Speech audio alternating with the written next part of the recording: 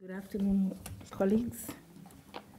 I would like to take this opportunity, I think on behalf of my colleagues, for the opportunity to be here at this conference. It's my first time to actually attend this conference. And thank you to INASP for facilitating our attendance here and even for the opportunity to share a little about our experiences back home. My name is Francina Makondo. I work at the University of Zambia Library. I'm the systems librarian there. And I'm also the INASP country coordinator for Zambia. Just a brief outline. I know I've just been given a few minutes just to share. I'll just touch on just a background about higher education in Zambia, and then look at what has happened from the colonial to the post-colonial, and then the current situation, and look at issues that affect higher education in Zambia, and then end up looking at what we hope to see in the future. As just a background, for those that do not know Zambia, it's a country that is located in the south-central part of Africa with a population of about 14 million people. Zambia attained her political independence from Britain in 1964. It's the continent's biggest copper producer, but that does not translate in the status, economic status. We actually, I was reading an article recently that we are one of the poorest countries in the world. It is the home of the beautiful Victoria Falls. And I would like to invite everyone to come to Zambia. It's very beautiful. Yeah.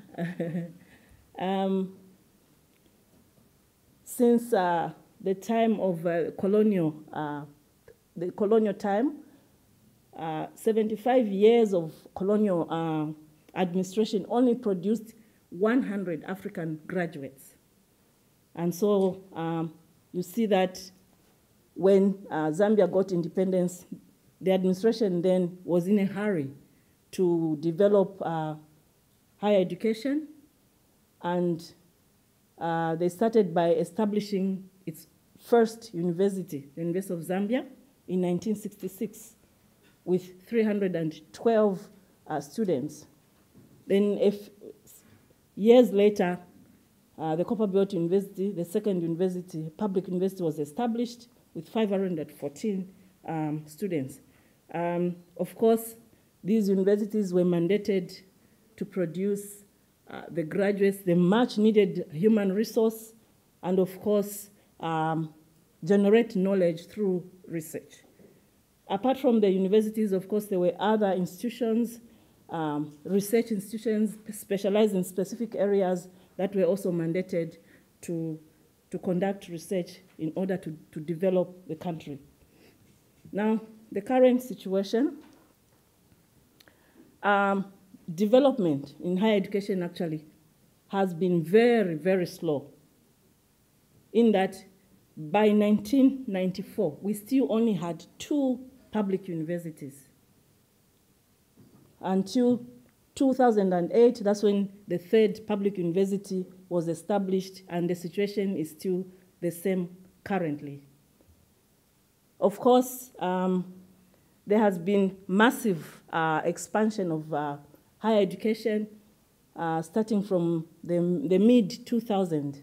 And so government decided to encourage private participation in higher education, and therefore a lot of private universities were established. And currently we have about 15 private universities, actually slightly over 15 private universities, and the number keeps growing.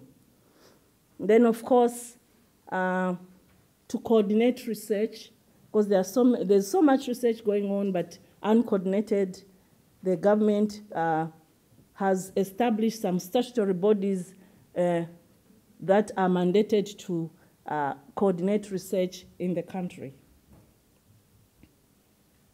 Now, there are issues that pertain to higher education in Zambia, and one of them is high demand. There's so much demand that even with the introduction of so many private universities, the demand still cannot be met, cannot be satisfied. For instance, each year, over 120,000 pupils complete secondary school education, and only a quarter of these are enrolled in higher education institutions. Another issue pertaining to higher education is the gender imbalance, where twice as much boys as girls who apply to the higher education are actually incorporated in higher education. Now, just a quick look at higher education and research development in Zambia. I got this from Elsevier Scopus database, which shows a very low output of research from Zambia, which is quite worrying. There's very little output as compared to other countries. For instance, in the SADC region, 80% of research output comes from South Africa. And the other 20% is the one that comes from the rest of Zambia, the rest of the Southern African countries, including Zambia. Another area of concern in higher education is ICT and access to ICT. Recently, there's been actually some improvement in bandwidth, especially with the establishment of ZAMREN, Zambia Research and Education Network. However, most of the higher education institutions are still experiencing constraints in access, especially access to ICT infrastructure. Access is quite still low, especially for those that are the new upcoming universities. This is still a huge problem. Now, I wish to just have a quick look at some of the future trends and maybe challenges that face higher education in Zambia. One is research output. The contributions of our researchers is actually hindered by the lack of adequate resources and limited applicability to societal needs. Consequently, there's a lack of availability and even access to our local knowledge, even within our country. A lot of research is going on, but most of it is not visible. Another one of the challenges and a trend is access to higher education. There's so much demand, as you saw in my previous slides. And government, of course, has encouraged the establishment of private universities and colleges to meet these demands. And therefore, the government is in a hurry to establish or to encourage establishment of more universities. Resources are being pumped into putting up infrastructure, but this actually means that for those of the institutions that are already established, there's very little funding coming in because most of the funding is going into infrastructure development. Another one of the challenges and the trend is the quality and content of education. Because of the huge demand, we find that even quality of instruction may be compromised because of sizes of class, and because with this demand, like for all the universities, you find the facilities still have remained the same. And so there's a big challenge there. Also, Another one of the challenges is availability of up-to-date materials and equipment for these huge, maybe classes of students and other people that may wish to access information. Another one of the challenges and the trend is women's access to higher education.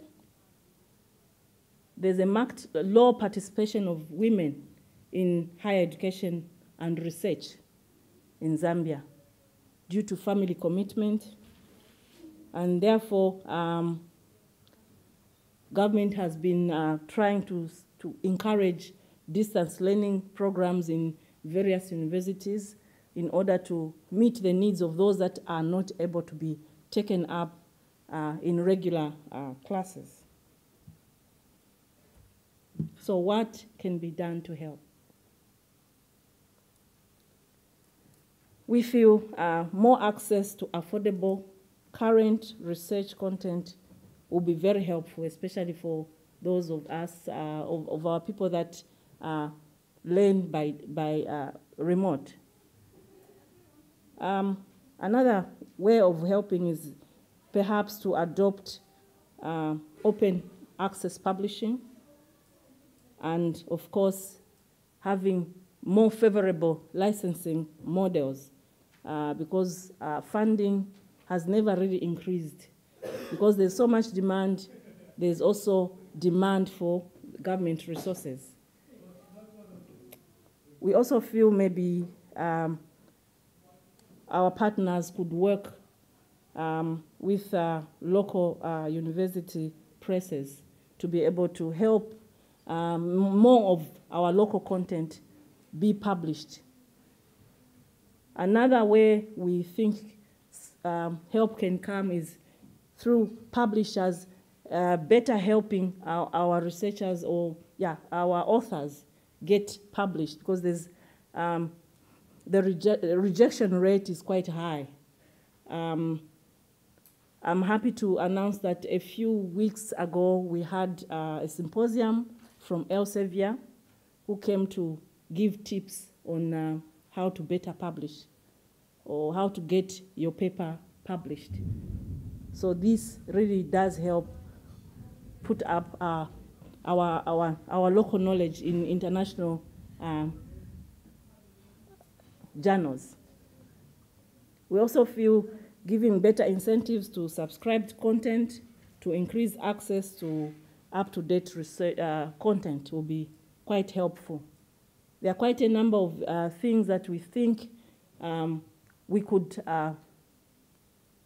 work on with our partners, publishers, and other cooperating partners to help Zambia get better contribution to research, because there's a lot that our researchers can do, but much of it is just they're stored in offices and in files, and of course, you know, when you present an article for publishing, it gets rejected 3-4 times, you get frustrated. So we feel the publishers would help to give tips to our researchers so that we get more visible. Now, what is the hope for the future? Our hope for the future is threefold. As we celebrate our 50th independence this year as Zambia, a lot of us are reflecting on where we are, looking back at where we are coming from, learning from the mistakes that we have made, and then look forward.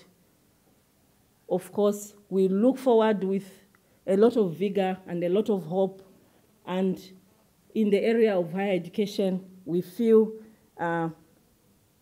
we would go a long way if we had our sustained indigenous generation of world-class research output, if our local content is more visible, and if we have affordable access to up-to-date research in order to help generate more knowledge from Zambia. I thank you so much for your attention.